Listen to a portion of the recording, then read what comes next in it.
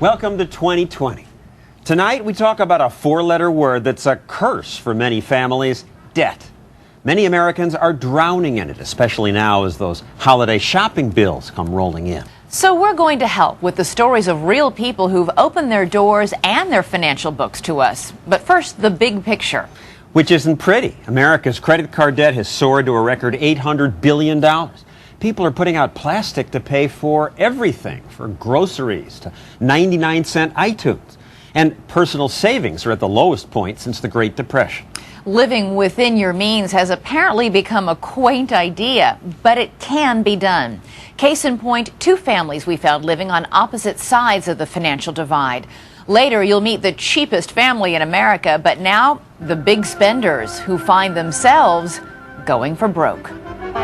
Meet the Petersons. Did you guys like this better than Hawaii? Matt is a software engineer, and Susie works mostly at home, raising their three daughters. They live in an upscale California neighborhood. Their 4,000 square foot home has a pool, a huge walk-in wine cellar, even its own movie theater. They drive nice cars. Those kitchen countertops are custom granite. They even own 2 vacation timeshares. How do they do it? They're in debt up to their eyeballs.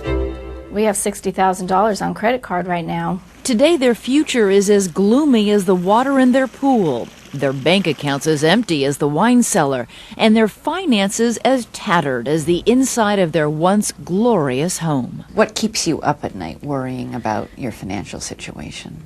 Well, I woke up like at 2:30 this morning because yesterday we went to the diner and tried to use the debit card and it didn't work.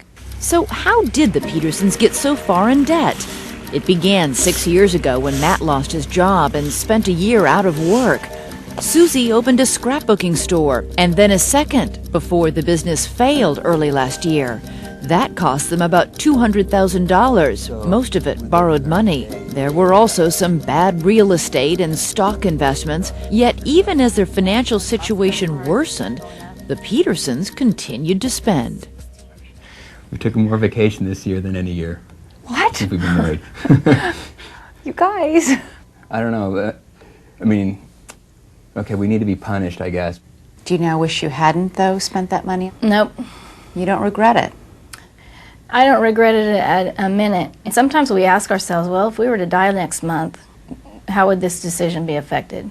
But you're the parents of 3 girls, and an argument can be made that you can't live life like I'm going to die tomorrow and let's just spend. Mm-hmm. Well, one of the first things that I noticed was their balance sheet. Robert Pagliarini is a successful financial planner and author of the 6-Day Financial Makeover, a step-by-step guide to transforming your financial life. The Petersons gave Robert access to their financial records, and he will try to rescue them from economic ruin. They have their net worth listed at about $8,000. Net worth meaning? Meaning you take your assets and you subtract what you owe. So if they liquidated everything, they would have $8,000 left. That seems like a very small amount of It's a money. very small amount, and I don't even think it's accurate. You think it's worse? I think it's worse than what they've shown. For more than a year, the Petersons have relied on credit cards to keep financially afloat, piling up the debt by using one card to pay off the others.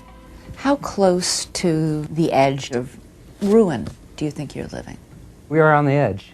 $60,000 spread out over 12 different credit accounts, and each month they pile on more debt. They are living in a financial house of cards, and it's all about to come crashing down. What, in the worst case scenario, could happen to this family if they don't make changes? Could they lose their home? They'll lose their home, they'll lose their cars, they'll go bankrupt. It's not a good situation. They need to take immediate action. Like not next year, today. I'm thinking yesterday. The Petersons are not alone. Nationally, credit card debt is growing, almost tripling since 1989. More than half of all cardholders don't pay their cards off each month and carry an average balance of around $2,000. The old-fashioned way to remain debt-free? Well, that's now just a punchline. Did you know millions of Americans live with debt they cannot control? That's why I developed this unique new program for managing your debt. It's called Don't Buy Stuff You Cannot Afford. Well, of course, don't spend what you don't have. But we do. Because we want that instant gratification. We want it now. Introducing Chase Freedom. And the credit card companies spend a lot of money every year, telling us how simple it is to have it now. Bad credit? No problem. We'll give you the green light. This card can help get you there. Everything you need To give you the freedom to make your wishes come true. Credit card companies market their products the same way drug dealers do. Professor Elizabeth Warren teaches contract law, bankruptcy, and commercial law at Harvard University. Just try it out. And then, once you're hooked, once you've run up that credit card bill, now they got you. Our mailboxes are full of solicitations encouraging us to get more credit or spend more of the credit we already have. Even the Petersons continue to get offers. So you have $60,000 on your credit cards, and you're still getting applications from banks.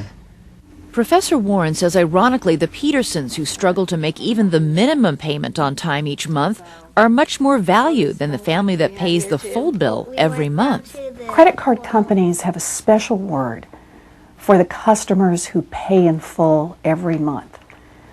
They're called deadbeats. That's because 70% of the profit made by credit card companies comes from interest payments made by cardholders who carry a balance every month.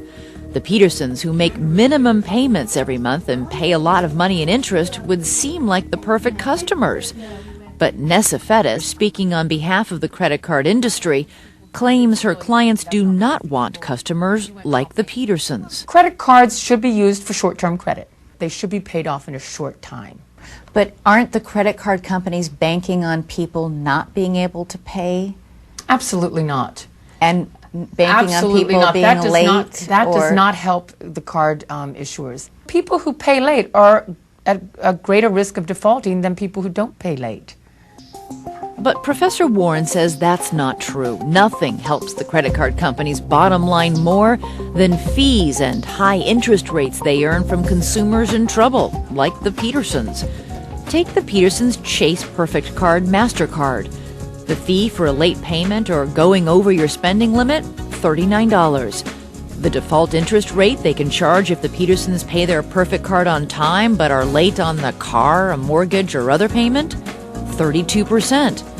The ability to change any of the terms at any time for any reason and disclose all of this in a nearly incomprehensible contract, priceless. Well, we agree that the disclosures could be better, and we are on record as saying that. But they're a great product. Pay off at the end of the month and pay no interest. Every cardholder has that opportunity. They make that choice.